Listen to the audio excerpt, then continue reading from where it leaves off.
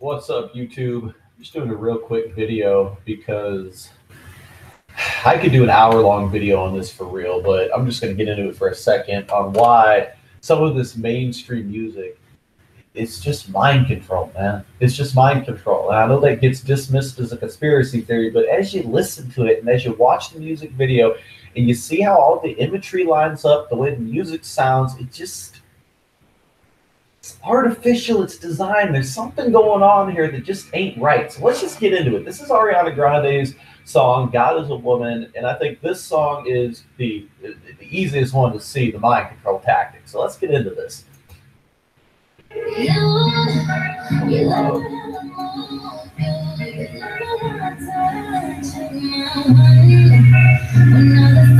All right, we start this music video and we're greeted with a lot of imagery and a little line. Now, first of all, Ariana Grande is, I think, about 25 years old, but she's made up and usually looks to be somewhere between the ages of 14 and 17, just as a visual. So already you're seeing this sexualization of young people, but the message goes a lot deeper.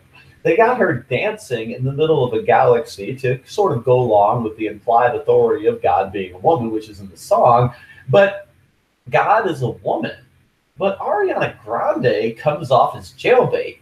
So why are they using jailbait to push the message about God being a woman? Doesn't that seem a little perverse? Well, let's get further into it.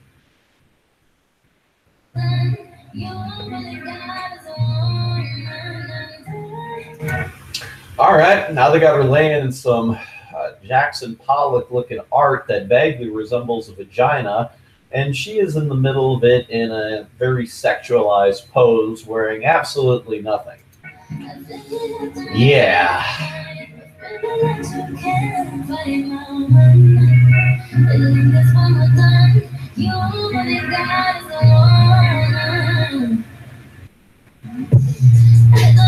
And once again, even the imagery of the, I guess this is some type of cave, resembles a vagina.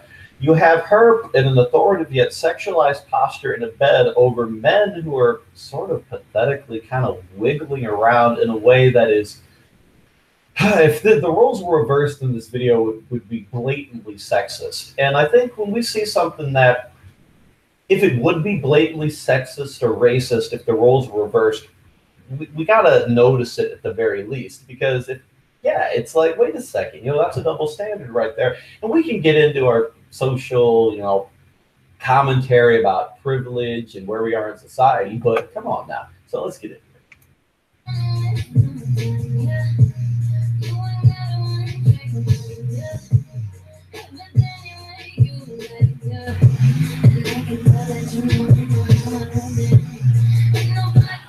Okay, so up until now, we've seen pretty consistent imagery, and it's sort of flown around the narrative. Obviously, we've seen Ariana Grande very sexualized. The lyrics of the song sort of imply that she'd be, bluntly, the most amazing fuck ever. You'll believe God is a woman when you're done having your way with me in all the ways that clearly I can satisfy you. That's what the message is conveying. But now we have this imagery of her enlarged, sitting on this bit of kind of a throne, being hurled insults by what are very blue collar, a few of them, one guy in a suit, but just sort of like the average sort of basic white guy archetype.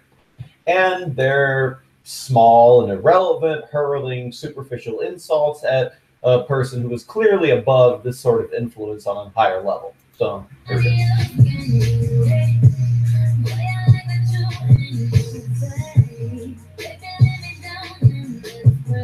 But what's puzzling is this imagery here has absolutely nothing to do with the song. That's the funny thing, is why is she saying all these lyrics this doesn't go along with it. So why is this imagery here? Well, we'll get to that in a second.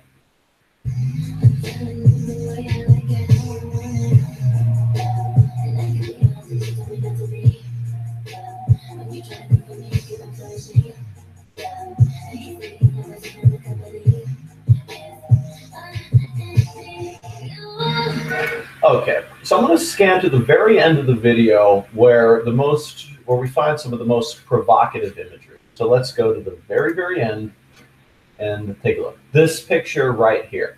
Okay, now this is obviously a rendition of Michelangelo's famous painting in the 16th chapel when Adam is touching the finger of God. But the provocative imagery, of course, Adam has been replaced by a woman. Looks actually to be Ariana Grande, which is a bit much. And of course, a sort of multicultural mix of women. But the most provocative image is the figure of God being represented by a black woman. Now, why is that controversial? It's really not. I'm not offended by it in any way. But the problem is the Illuminati are actually basically the forces of cultural Marxism in our society. And they want to basically undermine the tenures and the standards of Western civilization and the Judeo-Christian values.